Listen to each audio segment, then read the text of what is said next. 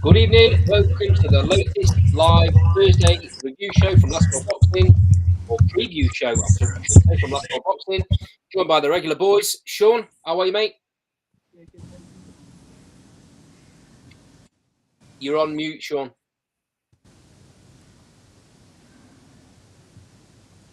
Can't hear you, mate. I'll come back to Sean. Daz, how are you, pal? Yeah, I'm all right, mate. Thank you. Harrison, keep it okay, mate? Yeah, doing good, Andy. Nice busy weekend for me. I'm looking forward to the boxing and everything else as well. So all going well with me, thanks. Yeah, for the first weekend in a while, I've not been at a show, so I'm quite looking forward to sitting down in front of the TV with a couple of beers and watching the boxing. Not that I'm complaining that I've been out at show. Oh, actually, no, I'm telling a lie. I am at a show this weekend. I'm at Carl Greaves' show down in Leicester, so I won't be sitting in front of the TV with a beer. That'll have to be Sunday when I sit. That's good graft, and that is Andy. And what's the other lad up to? He's on his holidays, isn't he, at the minute, Carl? He's back. I think he's back. I think he's back Friday. I'm going to try and twist his arm to come to Leicester, but I think he might be. I think he might be sitting with a beer instead of me. But we'll see. He won't be. We'll see. I think Sean's trying to get back in. Let's have another go. There we go. Is that any better? Yes, that's it, mate. There we go. Great stuff. How are you, pal? Yeah, very good, thank you. Given I work in tech, not very good at it, but there we go. Well, it's one of them, mate, isn't it? I'm normally the one struggling with my internet and my connections. Fingers crossed. Since we've had this new stream, it's not been too bad. Right, let's crack straight on, boys. You can see the caption on the screen. Casserole versus Pro Grey card from Manchester. What's it called nowadays? It changes its name every month. The Co-op Arena. The Co-op Live Arena. The Co-op Live Arena. That sounds really intriguing. Everyone wants to go to that stadium, don't they? The Co-op Live Arena. I'll tell you what's cool about it. To be fair, Andy, I went a couple of months ago. I did the UFC there at the press conference and everything. They've got actual co-op shops inside the arena, which is quite cool. But what they don't tell you is that like a can of Pepsi that you would get in a shop for £1, they charge £3.50 for, and you have to pour the drink yourself before you can take it back out again. Now that is Britain in 2024 for you. Oh man, that's an own goal, isn't it? Shocker. So you know what? That Co-op had the absolute. We shouldn't be talking about this. We should be talking about the boxing, but I'm going to go talk about it. Co-op had the opportunity there to do something completely different to every other arena in the UK and not rip boxing fans off. Yeah, no chance. Let's go down there. Own goal Co-op. Anyway, back to the boxing. Right, we'll start obviously as we normally do, lads. We're going to talk about the Pro Grey Catterall card, and then a little bit later on, we're going to talk about the Fury Usyk presser. So let's crack straight on, and as we do, we'll start with the undercard. Junaid Bostain is in a 8-rounder super well fight against Maiko Somavia, I think is pronounced. Somavia. Something like that. I'm rubbish with these names, as you know, boys. Harrison, what's your feeling been of Junaid Bostain so far in his pro career? Unbelievable time to be based in and around the Yorkshire camps for boxing, because the stars that they're showing at the minute have been above and beyond any other region of the country. And Junaid Bostain, for me, is probably the one who's leading the charge. You've got like Shaquille Thompson and others, but for me, like Junaid Bostain has just been absolutely brilliant so far. Really, really impressed with his boxing ability. Look, it's early days, and it's kind of difficult when you're focusing on fighters when they go from next gens into British level, European world. We still have to see him go through all those levels. I'm not getting too ahead of myself, but close to faultless, really, I would say, to be honest, through his first 9 fights. No real tests in there yet, and what this lad's going to give on Saturday night, I don't really know. I don't expect a lot to come from him, but it's another good opportunity for Bostain to get his name out there on a big bill, and I've been really impressed with him so far, to be honest. He's a very, very good boxer. He's able to move between the weights, it seems, quite nicely as well. He doesn't seem completely set in stone as a super welterweight. He might go up, he might go down, we'll see. But green lights from me so far. Sean is in a very good gym with lots of high-profile fighters currently. They don't seem to be putting a foot wrong in the gym at the minute. Do you think that's helping his progress? Yeah, it absolutely has to. I think when you're in a gym with such elite fighters like that, it's going to sort of spur you on and push you on to greater things. So that's definitely a benefit of his. And like Harrison was just saying there, he's not put a foot wrong so far, and I think he's probably Matchroom's brightest star just coming through at present. Guys, you know the boys at Steel City. I know that you've been quite a fan of Junaid early on. Do you think he's gonna pull up some roots in this division? Possibly, mate. Still a fan of Junaid's. I'm a bit disappointed in this match, though. To be honest, this guy's last 3 fights, he's lost 2 and drawn 1. I mean, he's got a good KO percentage, but probably against nobody. So I think we could have had a bit of a better opponent in here against Junaid, because I think the better the opponent, the more the opponent comes to win, the better Junaid will be. I mean, I know nothing about this guy. I'm obviously just good on his record. He might punch like an absolute train. He might be second coming of Julian Jackson. Who knows? But I just think could have probably had a little bit more of a better opponent for Junaid here. But yeah, I highly rate Junaid. I think he's very, very good. Ideal circumstances, Daz. He comes through this fight. Who would you like to see him in with that's going to push him? I mean, there were talk of Ishmael Davis, weren't there? Right. I'm not. Yeah. It depends what weight he wants to be at. I mean, I know he's fought. Could he make welterweight? Super welter. He's fighting this at. I'm not too sure, mate, because I think I don't really want to see the Ishmael Davis fight after Ishmael Davis's last performance. If I'm honest, I'm not.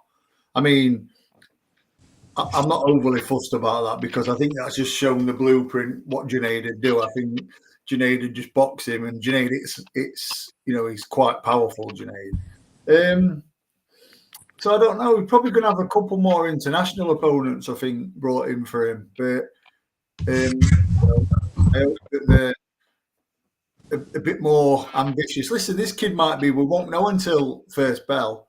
This kid might think, listen, I've got a chance here, so let's try and take it, and then it's a good test. Yeah. On paper, losing your last 2, one of them by stoppage, and then drawing the third one against someone with a losing record, don't really inspire confidence in me, to be fair. Harrison, I saw you was trying to jump in there. Yeah, well, I agree. I don't think they'll make the Ishmael Davis fight, because I just think that he needs to go away now and probably drop down a level and then build himself back up. It's too silly a risk for Matchroom to sort of just blow one of those two out of the water. I think Josh Kelly's the fight you make, to be completely honest. I think you book that one in. That's got a cheeky bit of Riyadh season written all over it for me, because I think Junaid Bostan probably needs that level of exposure. And obviously Josh Kelly's coming off the back of probably a career best win for him, or certainly since Troy Williamson. So, I think that's the fight you make. Do you know what someone mentioned to me the other day? Just jogged my memory. Sam Eggington. Oh, throwback. Is he still fighting? I think so, yeah. Someone mentioned that to me the other day. They'd like to see hang on a minute. Can I just get that? Davis makes Boston miss and makes him pay. Jack, have you been sniffing dog food again, mate? I think he does it for controversy. He's a level above anything Boston is. Mate, come on. Don't know about that. No, I mean, he's probably a level above what Boston's faced, but that don't make him a level above Junaid. It wouldn't be a non-competitive fight. I think Davis would have his own success, to be honest, but I just think the trajectory that Boston's on at the minute is just different to Ishmael Davis, as he needs to go away for the next 12 months. I mean, you've got fight for the British title. Chris Congo above him. Mm-hmm. Great fighter, yeah. In England. Just going back to your thought, Harrison. Josh Kelly, is Josh Kelly a little bit too experienced for Junaid right now? I mean, I thought that when Ishmael Davis fought him, that Josh Kelly's probably just going to be that step too good, and then Kelly has probably gone a step further again. So I get your point. I just think that you need the right names for Boston to get exposure. It's all good and well that he can fight on these bills, but eventually he's going to have to come out of the woodwork, isn't he? And I make Boston Kelly a 50-50, to be honest. From what I've seen of Sinead Boston, I do, yeah. I'm probably still going to side with Josh Kelly, to be honest, but I think Boston's got a real live chance in that. But again, he won't feel like he's at that level yet anyways, and Eddie Hearn's not going to throw him in again with Josh Kelly, I don't think so. Lewis Green's another name. These guys are just like 1, 2, and 3 places above Junaid, so Echo Esserman's probably a pretty good fight to make as well. I think Esso's a welter, innit? Echo's welter though, into Well, yeah. I mean, if you can make that at 47, it depends what Boston's going to do, because obviously he's back down at 54 for this. We'll see what he does with the weights. Really, I think he's very versatile. He's a big lad though for Welt. I don't know whether he. I mean, he's still young. He might make it comfortably. I don't know. Yeah. Okay, moving on, boys. Next fight on the card. Joe McGrail puts his perfect record on the line against Lewis Morris. Currently sat at 10-0. Morris is 8-2. This is a featherweight 8-rounder. I'll come to you first, Sean. Yeah, I think it's a fight Joe McGrail will come through with flying colours, to be honest. He's not put a foot wrong so far. I've been quite impressed with him, to be honest, from what I've seen. And I think he could well have a big future ahead of him once he gets this one out of the way. Hopefully some sterner tests for him in the early new year. Harrison, Joe McGrail's got real quality, right? Oh, yeah. There's a whole lot of amateur pedigree that you can see in Joe McGrail, and I've always been a bigger fan of that route. I don't particularly like fighters who escape that and try and make it big in the pros. His time has been excellent so far. He's got 10 fights in the space of 2 or 3 years. He's been active. He's done well out of the Olympics, and I'm a big enough fan of Joe McGrail to see him do well here, and he won't be too far off big fights, in my opinion. There's only so many people that you can bulldoze around featherweight at the minute, and he won't be too far off a big shot, to be honest. Daz, you been impressed with Joe McGrail so far? Yeah, mate, very good fighter. I've actually been in opposite corner to Lewis Morris as well. We handed him his first loss, with Tatende. Well, Tatende's a very, very tricky customer. Really difficult to pin down. He makes life difficult for anybody, to be quite honest. Yeah, he does, mate, but he's not, Tatende's unorthodox, but he's not, listen, he can punch hard, but he's not in the class of a Joe McGrail, No. Nowhere near. But I think McGrail comes through this fairly comfortable, to be fair. Probably goes 2 or 3 rounds and maybe stops him. So Jack's put McGrail stops Morris. He's also put Joe McGrail turned pro at 19. Peter is the Olympian. Right. Quick prediction on that one then, lads. Start with you first, Daz. McGrail, 4th round. Sean? Yeah, I think the same, inside 3 or 4. And Harrison last off. Yeah, should be too similar there. Really, 6 or 7 rounds with Joe McGrail, and then he's fighting on for bigger honours. Comfortable fight, isn't it? Yeah. Okay, moving on. Pat McCormack is in his 6th pro fight, welterweight. This is a 10-rounder. He's fighting William Herrera, who is currently 16-3-0. Gaz, feeling on this one?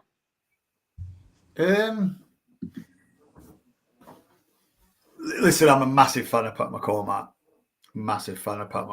He's not going to be tested until he's fighting fringe well level for me. Very, very good fighter. Again, don't know much about this kid who he's fighting, but I can just see Pat McCormack, doing what Pat McCormack does. Looking very impressive, stopping him mid-rounds. Harrison, do you know much about William Herrera? I seen him fight Paddy Donovan. It was was at the start of this year or last year in Belfast. And that is the only experience I have of watching him, so it's probably not the fairest of scope, but evidence to that and where Paddy Donovan is in his career, that should then see Pat McCormack here again just be way too strong. It might be a bit of a one-sided card, this, to be completely honest, bar one or two fights, and it's very easy to see Pat McCormack continue his progression here nicely. Again, hasn't really done much wrong as a professional, to be honest. He's taken the last 2 or 3 years well, and this will probably be advertised as a step up. How much of it is, I don't really know. It'll kind of tell us where Paddy Donovan is form-wise, how quickly Pat McCormack can get this lad out, but yeah, it should be, again, easy work here. Okay, Jack's put in the sidebar, Pat's very good, but injury prone. Yeah, that's one thing that's kind of scuppered his career slightly a little bit, hasn't it? Mm-hmm. Round robin on this one then, boys. Start with you, Sean. I would say McCormack in 5. Harrison? Yeah, I'm sorry. Well, McCormack in 3 or 4, I think. This is very, very straightforward. Not going to get a crazy prediction here for you, Daz, are we? I know you wanted to jump in there. Cheeky draw. No, I was going to say, 4 or 5. So, welcome to the show, Electro Jazz. He's put Pat McCormack ain't worked champion level, in my opinion. Not quite sure what that means. I think he means world champion. Oh, yeah, maybe, yeah. Ain't world champion, yeah, level. It'd be interesting to see, though, mate. I think it's still very early. Jack's put, Herrera's nothing special, just a tough South American. But how many times have we said he's just a tough South American and he ends up creating a bit of a banana skin to somebody that we think is going to walk through the fight? Mauricio Lara was just a tough Mexican before he put Joy Warrington out, so I've heard it all before. Yeah, there's loads we can name as well, isn't there? Okay, boys, a fight that James Flint, I'm sure, can't wait to get his teeth into. He's got the rematch with Campbell Hatton. I think a lot of people thought that he won the first fight.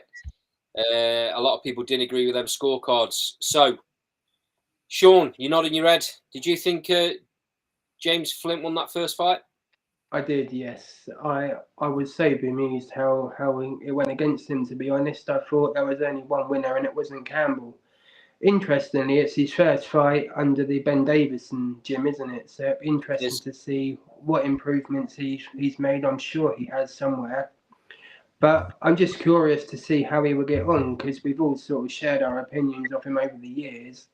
And this is really the acid test for him now, isn't it? To see if there's anything for him in the game of boxing, unfortunately, to say. Harrison, James Flint's had one fight since the Campbell Hatton fight, which unfortunately he lost against Kyle Boyd. Campbell's not been in the ring since, but like Sean's just said, he's changed camp. He's now at the Ben Davison Academy, and there's going to be a lot of changes going on there. How do you see this one playing out? Yeah, I mean, that loss that Jimmy Flint took is a much bigger asterisk and unnecessary part of this fight that he probably didn't need. I mean, had he just waited, it didn't look like Campbell Hatton was going to take an interim fight anyways. It was looking like he was waiting to get on this bill and get this rematch made. So, I mean, that kind of just adds intrigue more than anything else. This is huge for Campbell Hatton to get his career back on course. Me and Carl spoke a couple of weeks ago about where Campbell was at the stage in his career and how things had gone the way they had. I remember very early in his career, he was on an Anthony Joshua undercard, but he was like fighting at 9:30, 10 o'clock. He was right high up on the bill, and then he nearly slipped up in a 4-rounder. Since then, there's been some good performances, some nice knockouts, few little glimpses of his dad in there somewhere, but for the most part, he's not really been at a high enough level. He needs to win this. Like, everything could go wrong for him here. He could lose his promotional contract with Matchroom. He could end up fighting on wrong bills. He could be retired by about 23. It's a massive, massive 10, 12 round of this one that he needs to get right. I think he will. Like we said there about the Ben Davison switch as well. I mean, he needs to get this right, and I think that the pressure is there for him in his back garden in Manchester, the Etihad literally across the road. This should be the making of him, really, I hope. Anyways, and I hope he wins this well. Jimmy Flint won that first fight. No arguments from my side of things. I thought he won, nicked it by a round or two. It was a close fight, and I think that it was close enough, plus James Flint's loss last time out, where Campbell should now be able to assert and to overturn the form here. Well, Jack's put Flint stops Campbell Hatton this time. Electric Jazz. He's not mincing his words. I'm not going to read out exactly what he's put, but he don't like Campbell Hatton very much. And he's also put they probably sent Flint off to lose. Don't really understand his thinking there, but definitely a strange one, Daz. Flint taking that fight in the interim, waiting for Campbell Hatton, because there's always the chance of a banana skin, and sometimes when a fighter takes a loss like that, they don't get that second bite at the cherry, do they? No, I think it's a lot to do with how close that fight was, and Campbell Hatton probably wants to get this ticked off. Probably wants to put that to bed, which is a good attitude to have. You know, Campbell for me. Go on, mate. Sorry, mate. Just a question while you're talking, Daz. Just a question for Electro Jazz. Why is it that you don't like Campbell Hatton? What is it that he's done wrong? Go on, carry on, Daz. You know, I think Campbell this time got to approach it a little bit. You know, not get dragged in. Just try and use his jab, work the body. Just not get dragged into a fight. He got dragged in too much last time for me. Got a bit just looked like a bit giddy. So I hope he goes about his work and show. Listen, Jimmy's a good lad as well. I know Jimmy's a nice kid. I think you're a bit of a misstep him having that fight, like you've said, in between. But Campbell, if Campbell's learnt anything from that fight, I think he'll probably come through it. Very similar record, but can't help but feel for Campbell Hatton. He got thrown, like Harrison said, when we spoke about this a number of times on the show, he got thrown right in the deep end. His name meant that he was getting put way higher up on cards than he could have been doing. 4 rounders, and he was fighting either co-main or third from main on a lot of massive shows. And he just wasn't ready for it. He wasn't ready for the limelight, wasn't ready for the big shows. He was thrown in front of the press when he didn't need to be.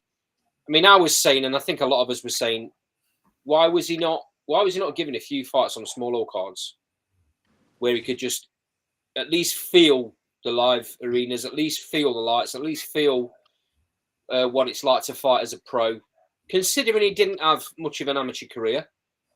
And then Matchroom did the right thing, and they kind of backed him off a little bit, and they put him on YouTube shows, and they put him on earlier on. Possibly the damage was done though in his mind a little bit, and I personally think that the change is right. Moving to a completely different team. I'm sure his dad's there in the background, but he won't be having as much say.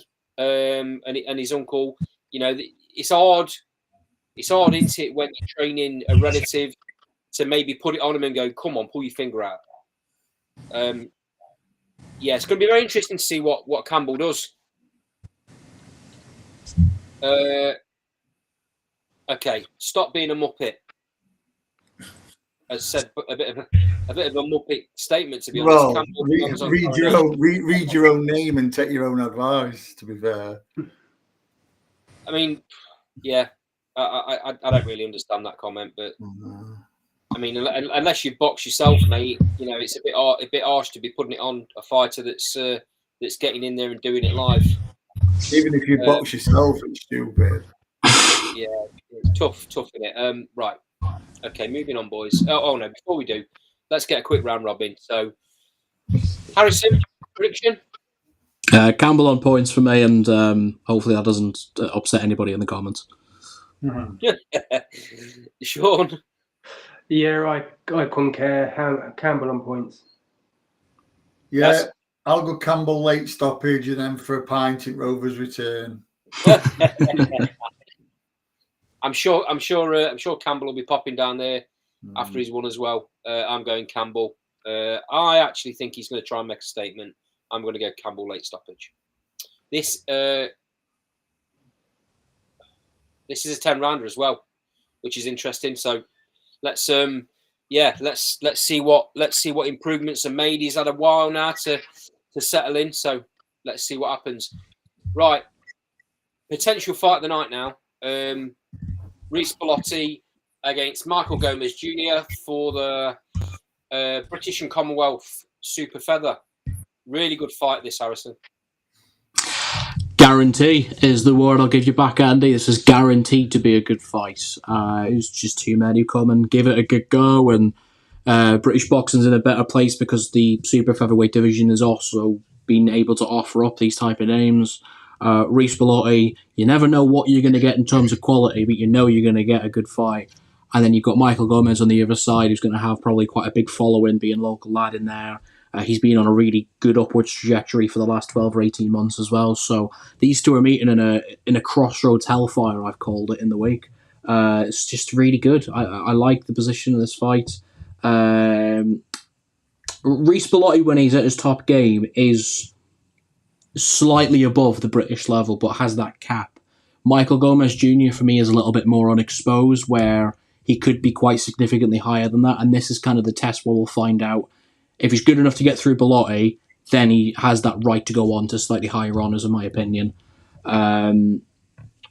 It's not easy to call, though, because if Bellotti turns up and he boxes well, as he has done on occasion, he can just be too good for people that are fighting to get past this level. Really good gatekeeper, in my opinion.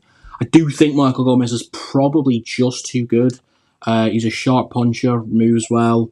A lot of good fundamentals there, to be honest. I know he's a bit flashy with his mouth and everything, but he does back it up in the ring quite often. So I think Michael Gomez Jr., with that will of the crowd behind him, is just going to pull through here slightly. But this could be a really good fight, and it could go either way. Sean, Michael Gomez Jr. isn't short of confidence, is he? No, he isn't, and I think fight is exactly the right word for this. It's not a boxing match; it's going to be a fight. This, and I'm really looking forward to it. I think it's a fight where both fighters probably use their face as the first line of defence, and I think that will make it look to be a very entertaining fight. And as you said, fight of the night. I think Reece Bellotti will just come through with a bit of more experience he has, and I can see him sort of forcing a late stoppage in this one.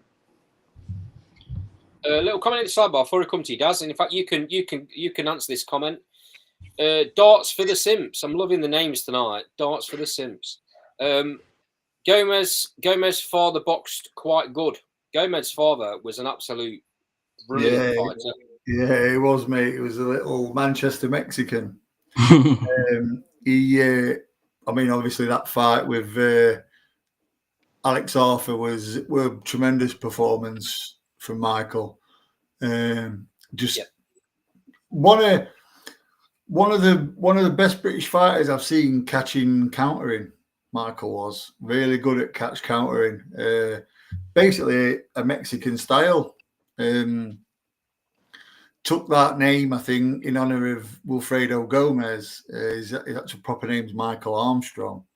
And he took that name. I think there was another Michael Armstrong around at the time. So he idolized Wilfredo Gomez and he decided to be called Michael Gomez. And it fitted him. Yeah, very good fighter. Very good fighter. Probably underachieved a little. Not by a lot. I think he had a bit of a colourful lifestyle out at the ring, but met him a couple of times at shows and really nice guy. And very good fighter. Jack in the sidebars put Bellotti is IBF number 6 and EBU number 1. So this fight means more than just British and Commonwealth, especially for Gomez. If he pulls this off, he's in a really good position. Yeah, I mean, Bellotti wins this. Surely he gets a EBU European title shot next, right? Harrison, let's have a prediction. Yeah, it probably will end up as an unofficial final eliminator for the European. Michael Gomez to just be a little bit too good, but it wouldn't be a fight you'd have a lot of money on, to be honest, because Reece Bellotti can easily spring it. You wouldn't even call it an upset, but a chink in the armor. But I'm going to go Gomez to go. I think this goes points, actually. I think Bellotti's good enough to get him to points. So Michael Gomez on points. Sean? I'm going to go Bellotti late stoppage. Does. I'm going to go Gomez, mate, late stoppage.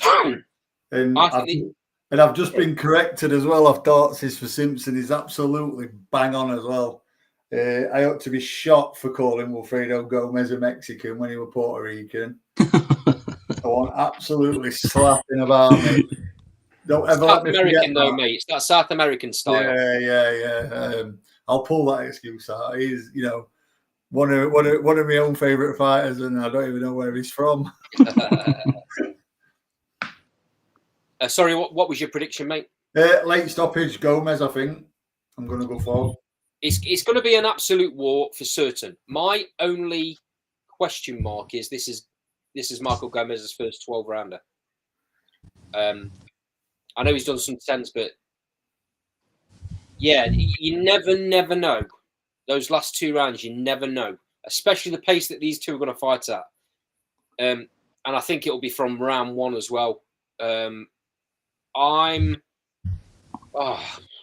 torn because I completely get what Harrison said earlier on about you just don't know which Reece Bellotti you're going to get.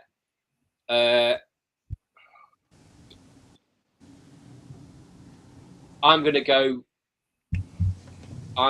Bellotti points, but I think it'll be very, very close. So between the 4 of us, we've gone Bellotti points, Bellotti will stop him, Gomez will stop him, and Gomez on points. So all I'm going to say there is get your house on the draw, because no one's gone for it. Yeah. So Jack Gladman's put, there was another Michael Armstrong. Well remembered, Daz. Do you remember his weight? Do I remember his weight?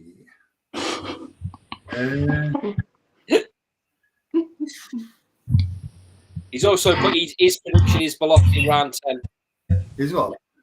His prediction Salvador is Sanchez not Gomez out. Yeah, I mean Salvador Sanchez knocked everybody out. No, I don't think I do remember his weight. Okay. That's what I do. Moving swiftly on to the headliner.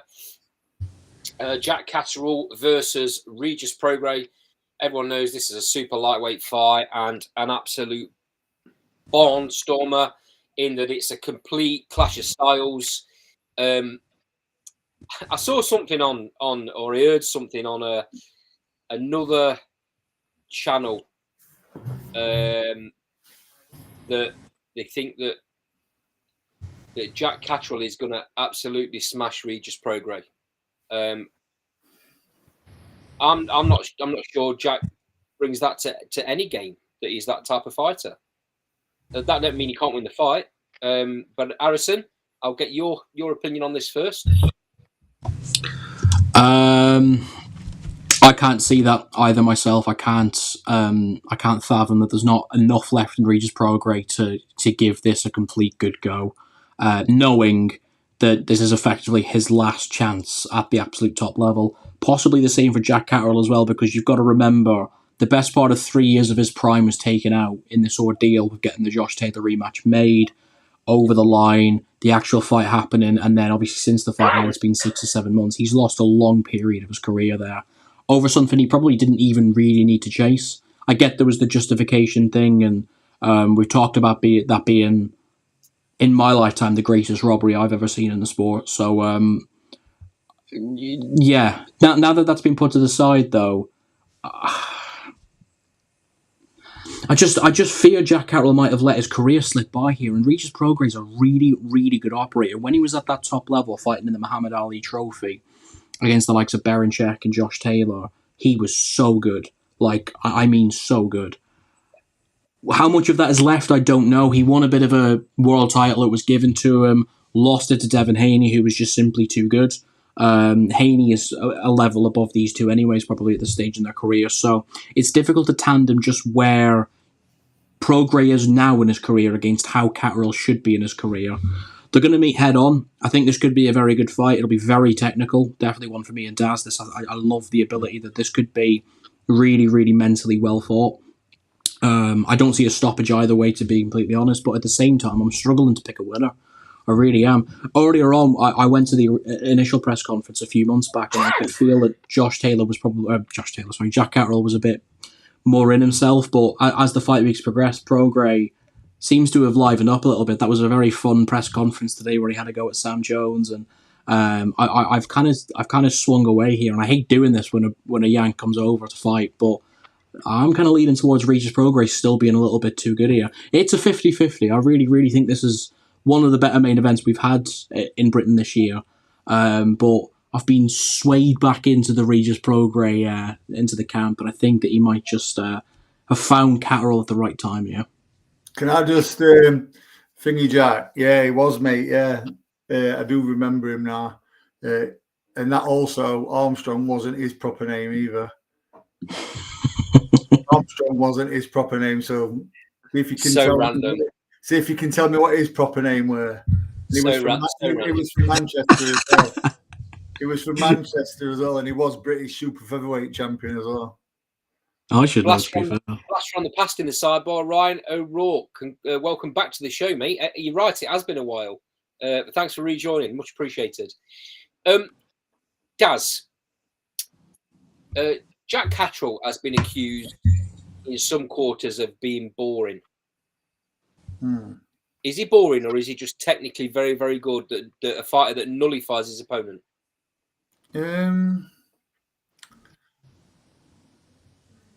Yeah, I mean, he's technically good. I'm not going to deny that. I don't know. I always think that there's a bit of something missing for him to compete at, proper world level. I always worry. I mean, I worry that if Prograis got anything left, he's going to be too good. I'm not sure what he's got left, to be fair. I don't know, mate. I'm never convinced by Catterall. I don't know why. I probably should be, but I never am. I sort of agree with Harrison. I think his career's gone away from him. You know what I mean? I think he spent a lot of time wanting that Taylor fight. Yeah. That rematch, maybe. I don't know, mate. I'm just not convinced. But I'm going to base it on, I think that Prograis probably is a little bit too much past his best.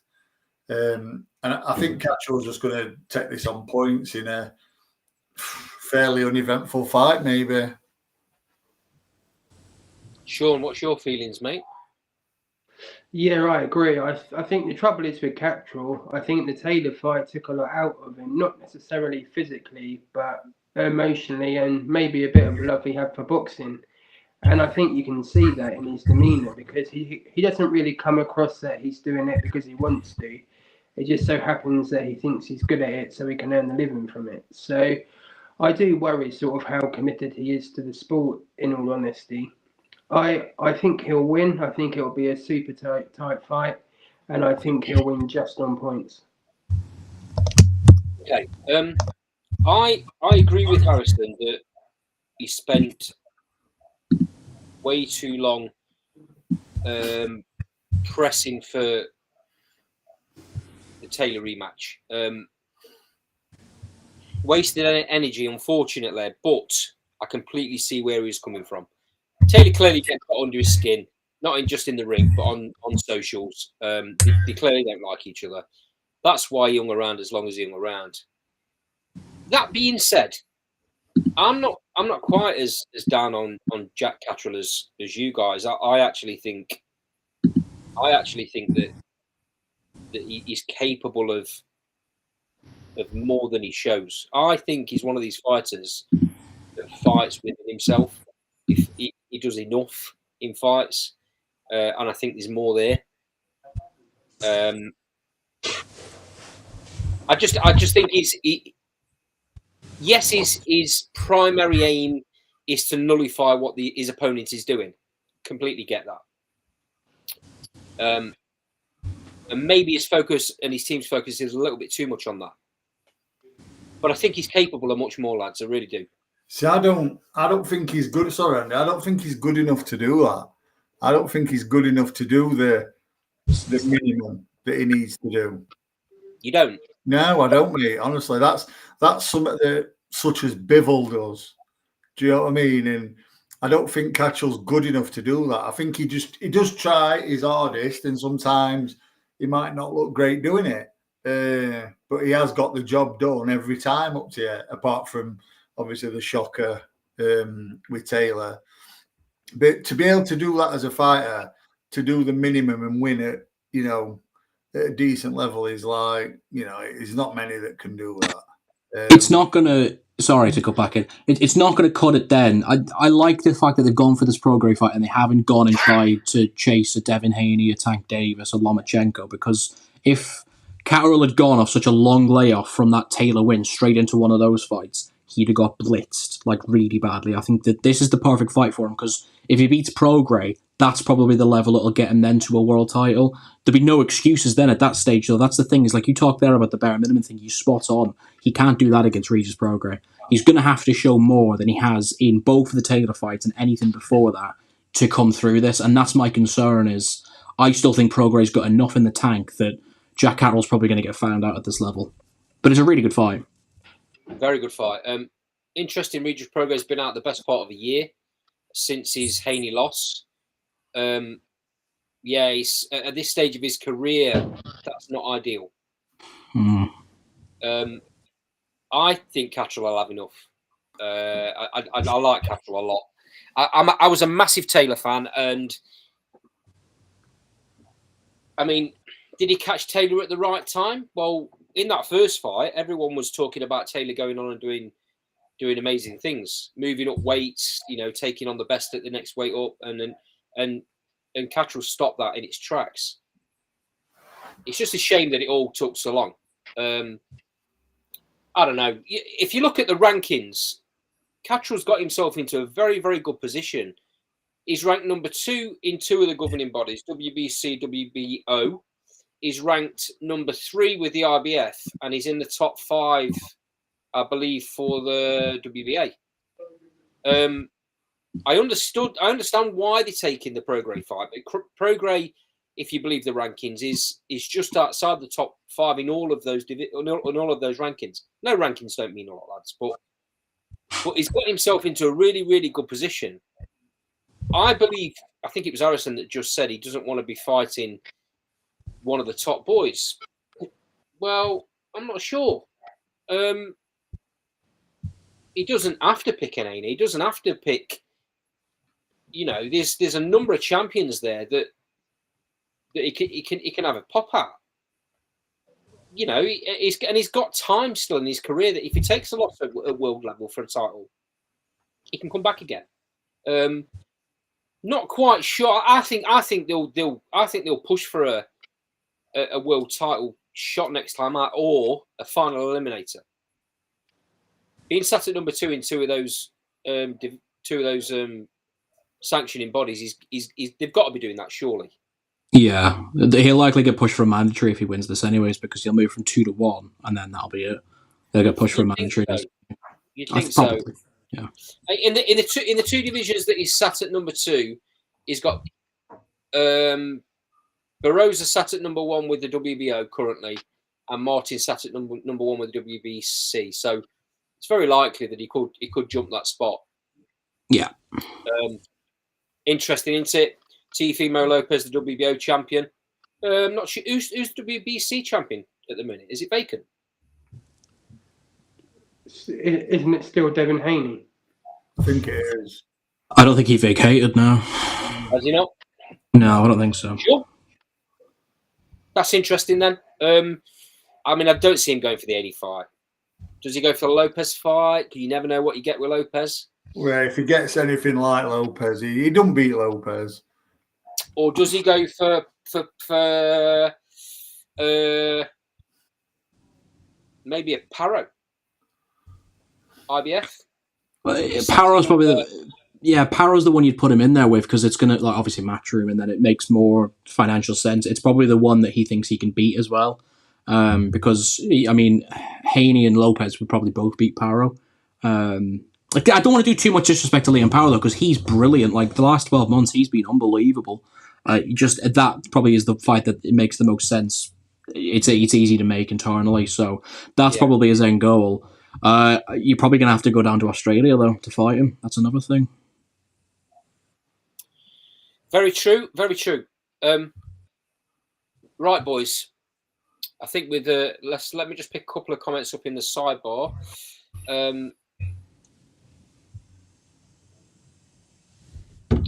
Where are we? Sorry. Rhino Rocksport, is Catterall a poor man's Devin Haney?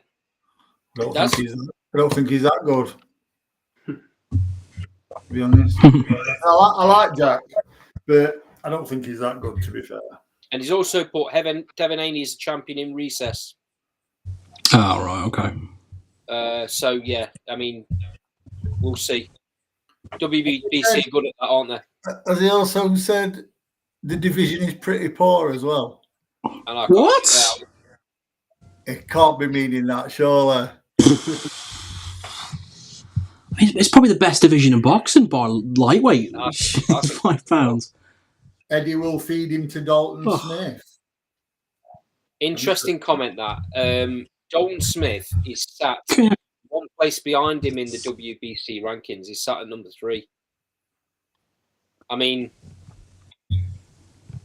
I'll be surprised if Matchroom do that. I'll be surprised if they match him up next out, unless that's made for a final eliminator. Then that's a great fight.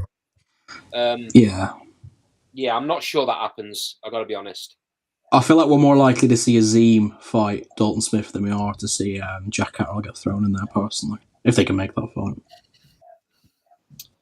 Hawkins put Alberto Puello is WBC champion. Is he?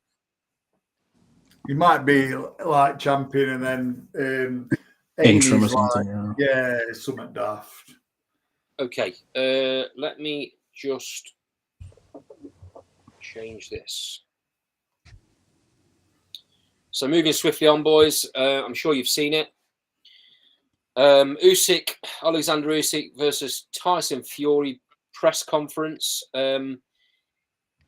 We've obviously got the WhatsApp group going on, lads, and some kind of not sure comments on there about what we thought about this presser. Sean, I'll come to you first, mate. What was your feelings?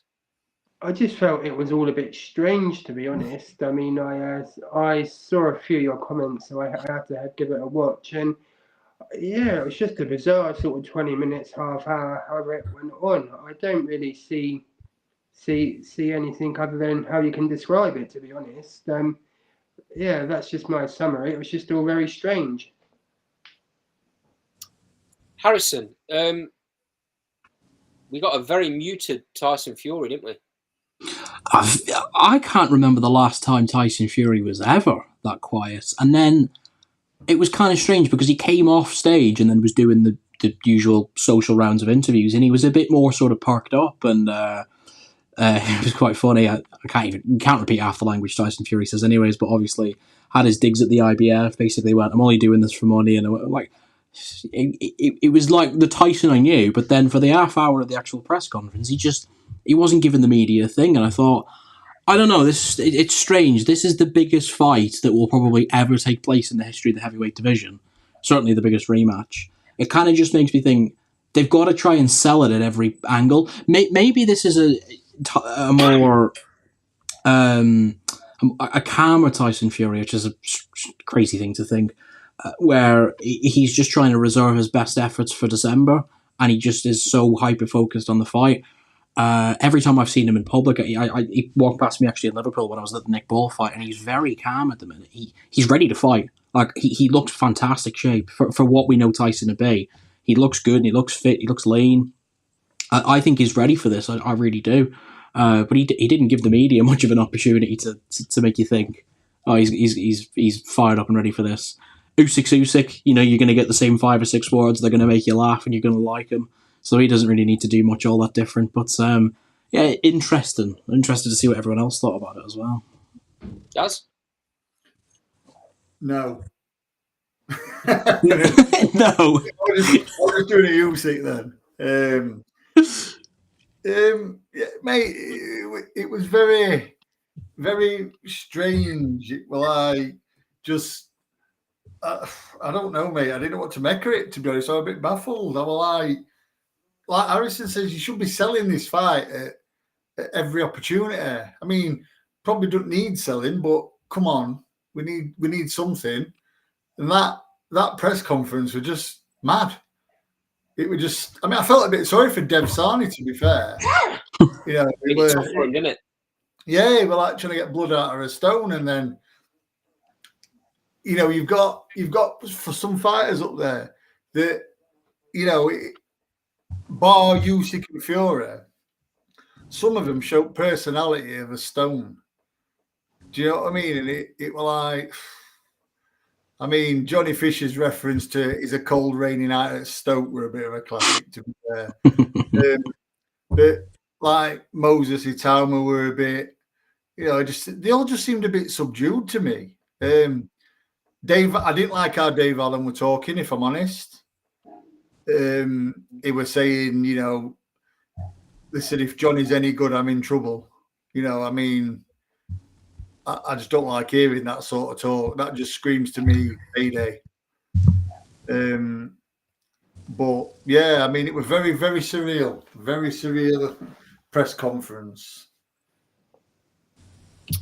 Yeah, very muted, and I don't think I like this version of Tyson Fury, to be honest. And I can't believe I'm saying that, because I've often kind of knocked him a little bit for going off going off saying things and then changing his mind the next minute, then changing it back, then changing it again. But I think I'd rather have that Tyson, the Tyson that stands there putting it on fighters and calling them rabbits and bucktooth or whatever he called him. Middleweight, blown up middleweight and all that. I'd rather have that Tyson that looks like he's got a bit between his teeth. I just feel, I don't know whether the loss, I don't want to say it's humbled him, because that's not fair, because it was a very, very close fight. Could have gone either way. I don't know whether, I don't get it. I'm kind of a little bit speechless with the old. You got the usual Usyk. He looked quite focused to me. I thought it was a case of he just wanted to get the presser over with and crack on. But Tyson just, I don't know, just odd. Very, very, very strange. I hope we get a bit more as this next month rolls on. Yeah, they don't have to build a fight. They're getting the money. They're getting paid the money regardless. And maybe that's where Tyson's at. He has said he's doing this. This is all about money. He's doing this for money and blah blah. He ain't doing this for money. He's doing this to get revenge on a loss on his record. That I don't care what he says, will be eaten away. He's lived and breathed this sport since he was a nipper. And I'm sure somewhere along the lines his priorities have probably changed, and money is a massive deal. But at some point along his lifetime, the only thing that mattered to him would have been being heavyweight champion of the world. And I don't care what anybody says, he wanted to be the first 4-belt undisputed champion. No two ways about that. Obviously, that can't happen in the rematch with the IBF situation. But he ain't going to want to leave boxing with that blemish on his record. I just, I was hoping we'd get a Tyson Fury that come out defiant, and we didn't get that.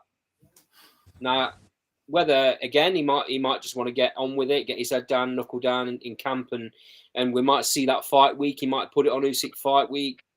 Just the old situation was very bizarre. I mean, what was the briefcase all about and the signed photo situation? Anyone know? Anyone understand what was going on there? Not a Scooby. Do you know what? Do you know what you could put this down to, Andy? And this is just kind of provide another angle. This isn't my opinion, but he might think that the mental mind games just don't work with Usyk.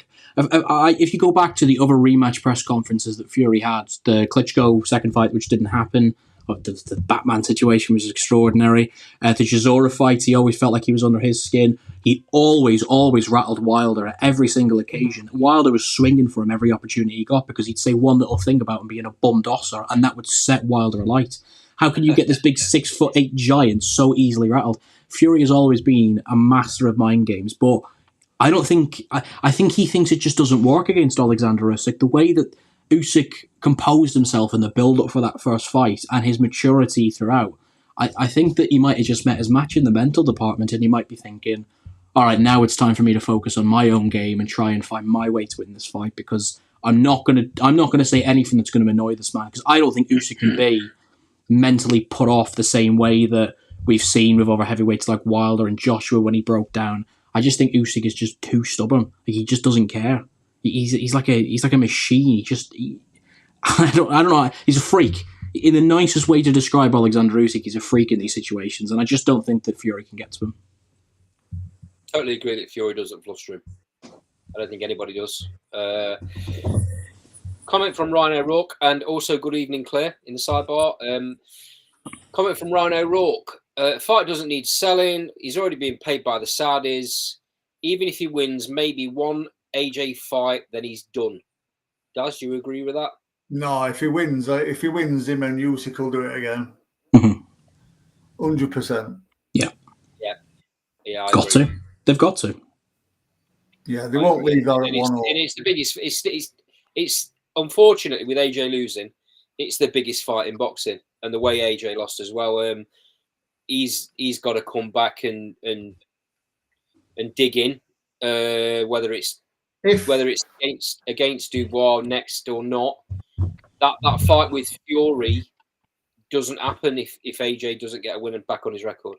If Tyson wins and wins well, I mean, through them middle rounds, I thought they were going to stop Usyk. To be fair, he looked like he was getting on top. I mean, if he wins well, and if he stops him, I don't know. I don't think he will. But if he just wins well, then do you really want to see him in with AJ after AJ's last performance? I'd rather see Usyk again.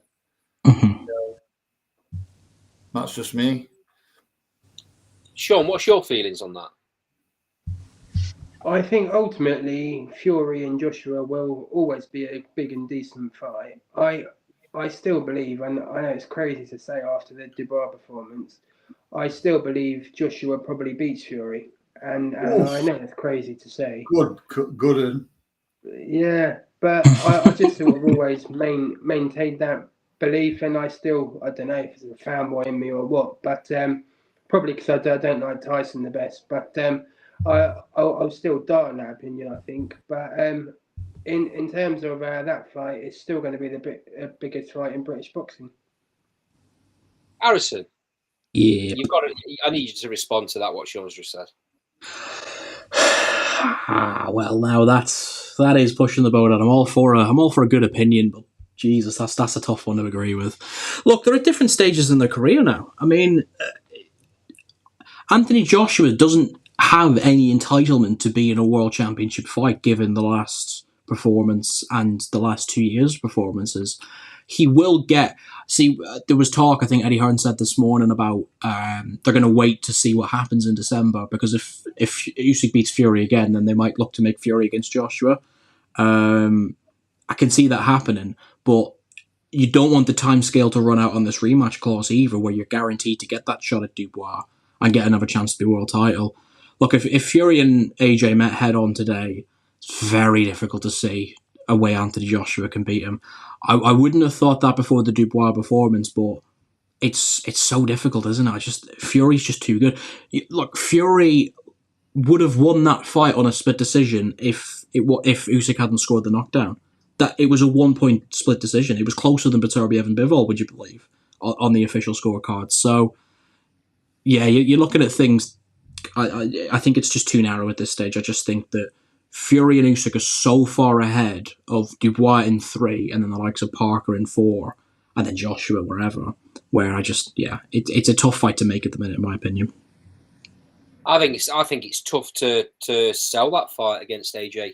I got to be honest. Unless, I mean, if Tyson Fury loses, and it's not very, very close, and he loses convincingly for whatever reason, then there's an argument to say that fight with AJ is possibly made because they might be both at that kind of lower level, slightly lower level, but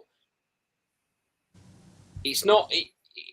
It's hard to make it. It's hard to make that fight and call it a 50-50 fight under the current circumstances. Is my opinion. I agree with that extent. I think it's still pretty easy to sell. I mean, if we get to a stage next year where Usyk beats Fury and Joshua doesn't take his rematch clause, so it frees up the opportunity for Fury AJ summer 2025, that's still putting 100,000 people's bums on seats in Wembley. Doesn't matter what titles are on the line or anything like that. Rhino Rorke's made a really good comment. He says, your boxing fans, the casuals will still pay for it. And he's right. It's a massive fight with 2 massive names. It will sell out Wembley, and it will probably sell 1 million pay-per-views. Quite convincingly. Easy. It'll break the record. Yeah. And I mean, Daz, I mean, do you can you see any other result in that fight currently, the way things stand, than a Fury win, or do you kind of see where Sean's coming from? Styles make fights, don't they? And I mean, we're going to have to say on current situation, you'd favour Fury. I mean, if Fury beats Usyk, with a good performance, then obviously it's going to cement that theory. Listen, who expected Usyk to be able to hurt Fury like he did? Nobody. So if he can hurt him, Anthony can hurt him. So there's always that, and that's still there now, from what Usyk did to him. I mean, if Anthony got him in that position, would he have got through it? Maybe not. I mean, should he have been stopped against Usyk? Probably. If it were any other fight, that'd have probably been stopped. I mean, I can see if he loses to Usyk, I can see there being an AJ Fury showdown. To be fair, I can see that. Are we doing Daniel Dubois a misservice here? Are we overlooking the fact that he's progressed so much that Harrison said it himself, and I completely agree. He's now sat as the clear number 3 in the division. Mm-hmm. Are we overlooking him? Should he be the one getting the next fight? Should he be the one getting the winner of this? Well, it depends who wins. I mean, if Fury wins, we want to see Fury Usyk 3. We want to see a decider, don't we? You know what I mean? By all means, then if Daniel's still got the title and he's still in the position he's in, then by all means fight the winner. I mean, I do think, I'm not saying he'd win, but I do think this Daniel presents a few more problems for Usyk than the last one. I mean, that jab on its own, using that jab. I mean, a jab will disrupt any fighter. I mean, and when it's like Daniels, by all accounts, it's like a right hand. It's an absolute weapon, and I don't care how good you are. That sort of weapon is going to upset you, and Daniel seems to believe in that now. He seems to work everything off that. So, what I'm not saying he'd beat Usyk, and I'm not saying he'd beat Fury, but I wouldn't be entirely shocked if he did. He just got that weird. He just seemed a different. I mean, it was unbelievable. I were in a bit of shock there how we dealt with Joshua. I was like, and after 4 rounds, I was like, that jab's unreal. Any young fighter wanting to know how to throw a jab, watch that. It just like when he got hit as well, he was very calm, didn't panic. It seems like he's learned on the job. Seems like he's learning on the job. That's hard to say, really, from the exposure he had to start with. But yeah, I mean, I just think he's a clear third. I think he's a clear. He's out in front of a few, but he's obviously quite a bit behind Usyk and Fury. But I wouldn't, like I say, if he ended up in ring with either of them two and pulled it off, I wouldn't be surprised. Just before I come to Harrison with this comment in the sidebar, just for everyone that's currently sat in the sidebar watching, before we bring the show to a close, if there's anything that you want us to chat about, just drop us a topic in the sidebar. We'll have 5 minutes on it before we end the show.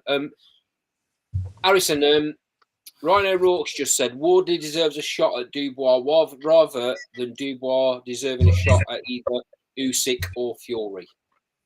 No, not for me. As fantastic as Fabio Wardley's win against Fraser Clark was, he's only just kind of sprung into the top 10 of the heavyweight scene. Daniel ruins Wardley if he fights him. Yeah, I'd agree with Daz. At this stage, that's a mismatch. There's too many names in between Dubois and Wardley who deserve shots as well. You've got Ajit Kabayel, Zhang Li, Joseph Parker.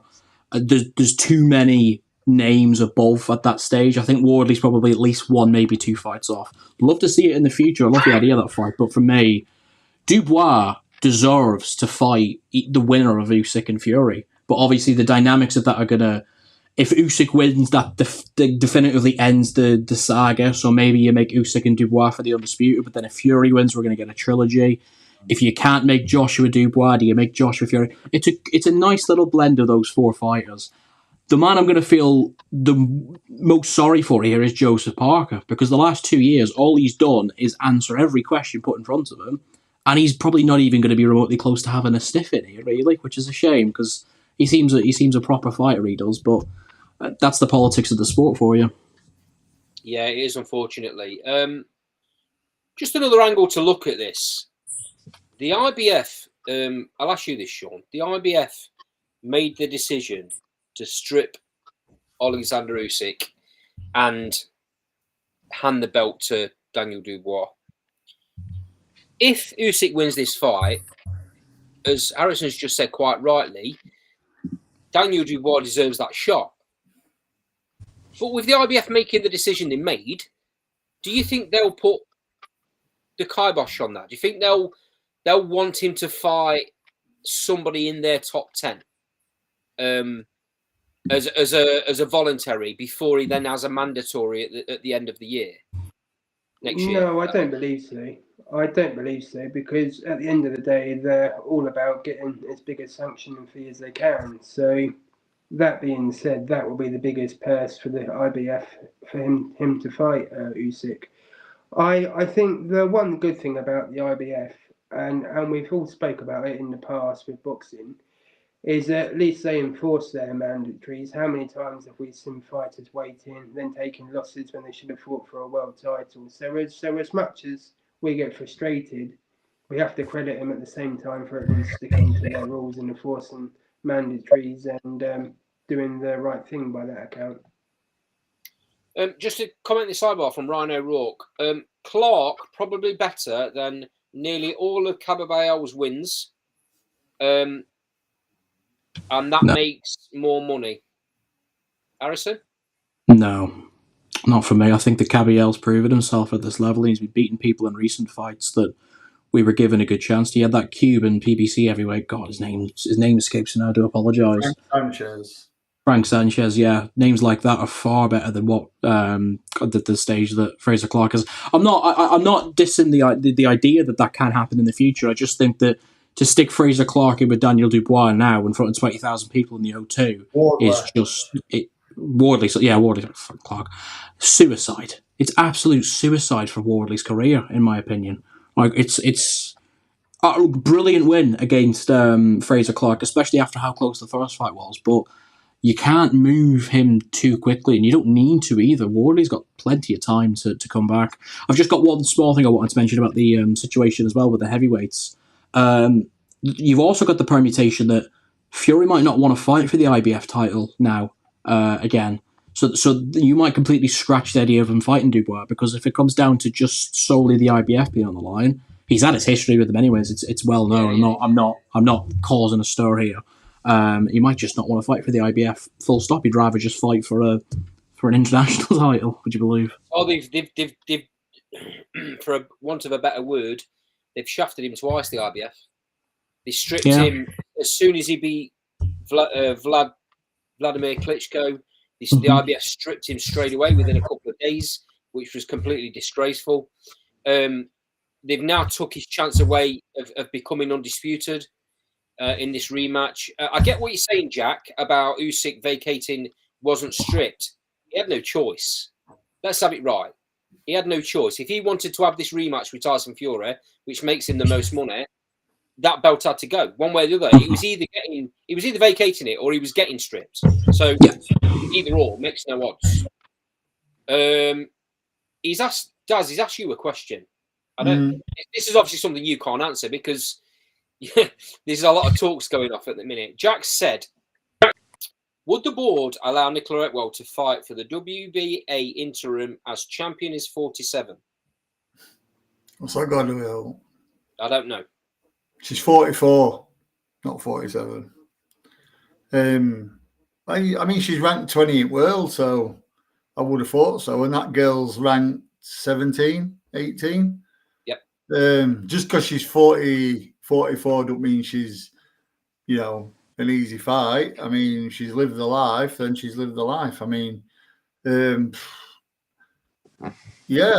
wouldn't see how the board would oppose that. We're being 20th world, but whether that, she's Argentinian, I think, as well. So I doubt she'd travel over here. But I wouldn't have any hesitation in putting Nick in with that. I can't speak for the board, but yeah, who knows?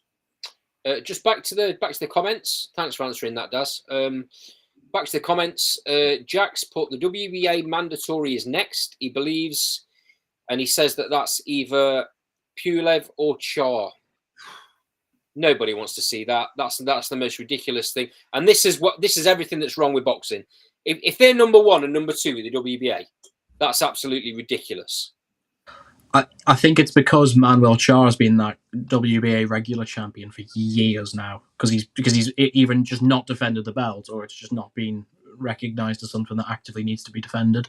So he's had his ranking for years. It was like Tony Yoma. Remember, he had his WBC ranking for about 5 years as well. Yeah, you're right, Andy. It's not. Those two shouldn't even be remotely in the picture. They should be the type of fighters that Fabio Wardley should be aiming at. Never mind ones who are getting world titles, in my opinion. But that's the sport, isn't it? I mean, I was under the impression the WBA was slowly phasing out the regular belts with what's happened in other divisions. It makes a mockery of rankings. It makes a mockery of world level boxing if these two are getting a shot at undisputed or almost undisputed. Ryan's come back to you, Harrison. He's saying you're talking like a win over Sanchez he's talking like a win over Sanchez is a massive win. Right. Round robin. Frank Sanchez versus Fraser Clark. Who wins? Frank Sanchez. Frank Sanchez. Yeah, Sanchez. On to the next comment.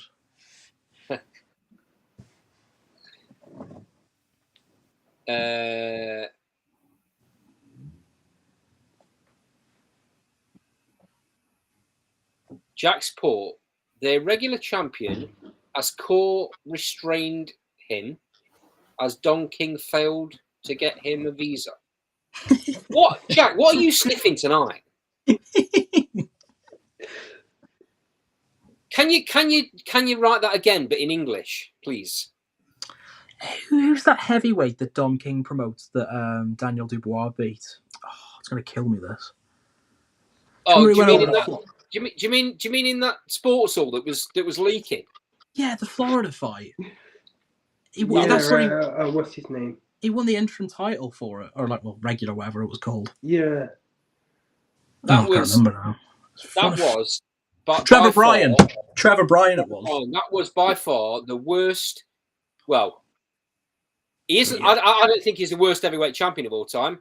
I think Prince Charles is, but I think that was by far the worst heavyweight title fight of all time. I mean, you can't blame Daniel Dubois for taking it, but geez, man.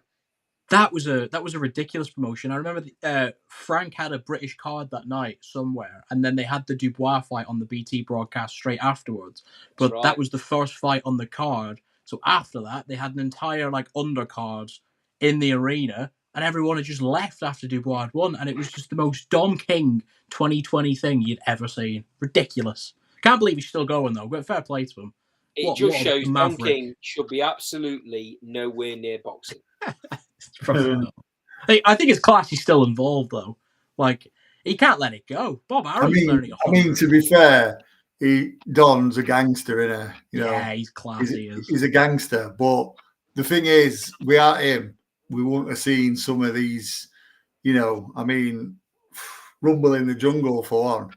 Yeah, all of Ali's fights. I mean, how did he convince the King of Zaire to invest his own money in it? Do you know what I mean? And then Don King walked away from that fight, really not putting anything in. There's a millionaire. Yeah, he had his time in boxing, lads. There's no doubt about that. He put some of the biggest fights on in boxing, but in the 90s, he's done some really, really bad stuff. Really bad stuff. Mate, he's a gangster. He is. By saying gangster, I don't mean that in a. Yeah, he's a gangster. He's a. He's actually a gangster. I mean, the guy killed 2 people. You know what I mean? He kicked 2 people to death as a youngster. He were an absolute beast. Proper reputation. And then, like I said, how do you convince the King of Zaire to invest $5 million in his own money, and then you aren't putting on in really, and then you come out of that fight with probably more money than King of Zaire got? Yeah, definitely. The man's unbelievable. But you are right, Andy. His position in the sport shouldn't be there anymore. Talk about Bob Arum being of a similar age, but Bob Arum is still putting on top quality fights. Yeah. He's still arguably the best promoter in the US. So, fair play to him. But yeah, Don King. I mean, Don King would, basically, a lot of people say, "Oh, how come none of these boxers stood up to him?" When he were ripping him off. Listen, it'd have probably had you killed. Yeah. It'd have probably had you shot. As mad as it sounds, mate, it was like the mafia. It was like the mafia was to boxing in the 50s, or the 30s, 40s, 50s. It were like that. It were horrible, mate, ruthless. I mean, look at the way he tried to smooth around Lennox Lewis in that late 90s era. Mate, listen, an example of how ruthless he is, right? He bought Gerald McClellan over to fight Nigel Benn. We all know what happened in that fight, right? Gerald McClellan's laying on floor, and he's congratulating Nigel Benn. You know what I mean? He were like, yeah, Ben's won. Yeah, I'll side with Ben. Yeah, see you, Gerald.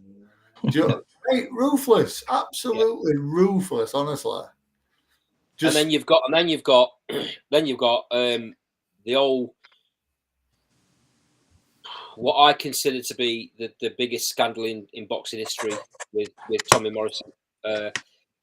You know, I've got a big interview on the channel about that. Everyone that hasn't seen it in the sidebar that's perhaps watching, please go and watch that interview, because it opens a massive question up on a lot of stuff that happened in that time period.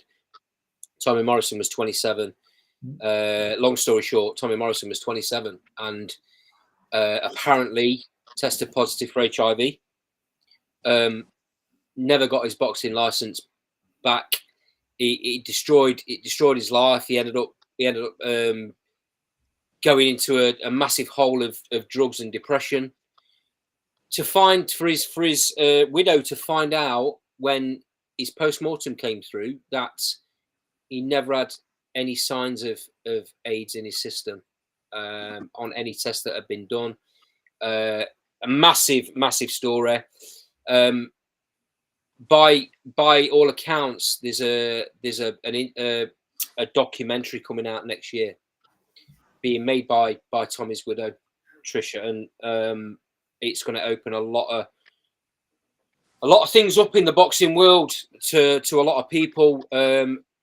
Don King was the promoter on the fight that never happened, and Tommy Morrison had just signed a multi-million-pound contract with Don King, and the carrot being dangled was a fight with Mike Tyson. Tyson had not long come out of jail. That fight was meant to be the third of a 3-fight deal. For whatever reason, things didn't go according to plan. But please watch the interview. It'll open a few things up, but that's just another one of Don King's little history tales that. Ironically as well. Ironically, Tommy Morrison was in obviously Rocky V, and look who the character, the promoter Duke, was based on. Crazy, isn't it? I mean, you know, proper based on Don King, weren't it? But yeah, listen, you know, we are him.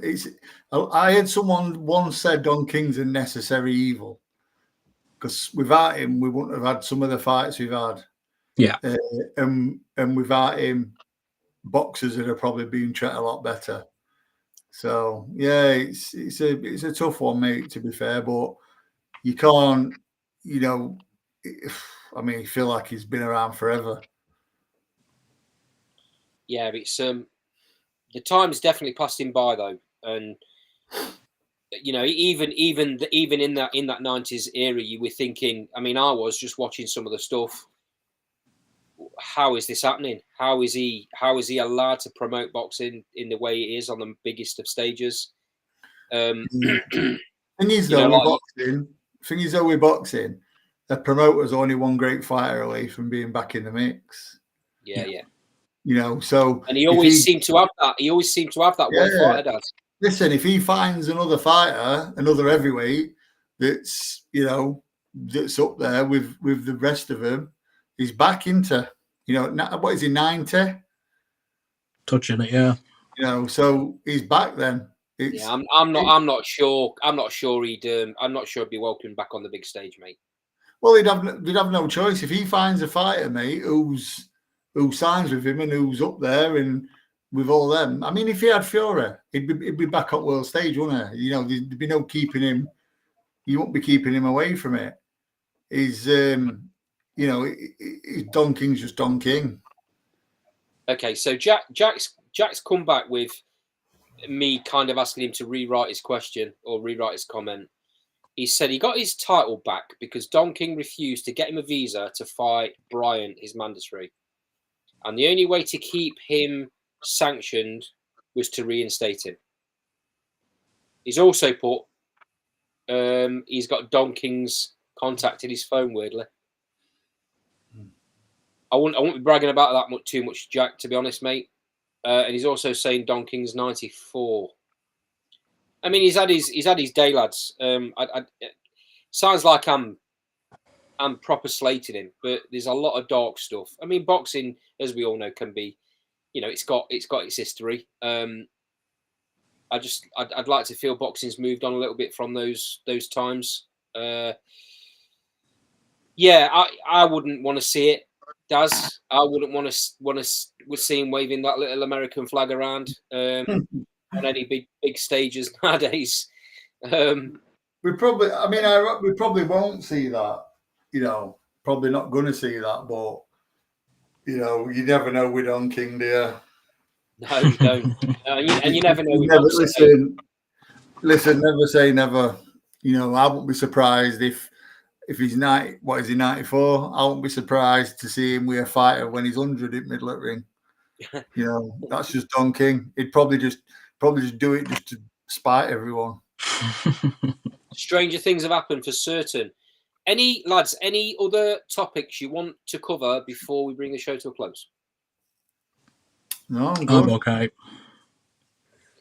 Great stuff. Well, thanks to everyone in the sidebar. We've had a lot of new faces, a lot of new names, some old names in Rhino Rourke. In the sidebar tonight, Jack's dazzled us with his knowledge of all stuff boxing. Thank you to you boys. It's always great having you on.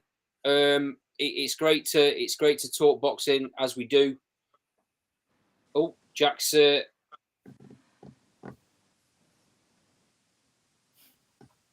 Apparently, Turkey likes him as mentioned in an interview. We may see that then. We may see that after all. Don King, Riyadh season. Don King, top rank 5 versus 5. Who falls asleep first? Bob Arum or Don King? That's what I'm okay, I'll leave that as the last comment, Jack. But yes, lads, thank you very, very much for joining as always. For anyone that's watching this for the first time, we're Last World Boxing. We do a live show on a Sunday, which is a review show, and then on a Thursday we do a preview show for what's coming up that following week or any topics that are in the boxing news. Like, comment, subscribe, hit the bell, and you'll get notifications of when we're about to go live. Thanks for joining us. This has been Last Bell Boxing, and we will see you on Sunday.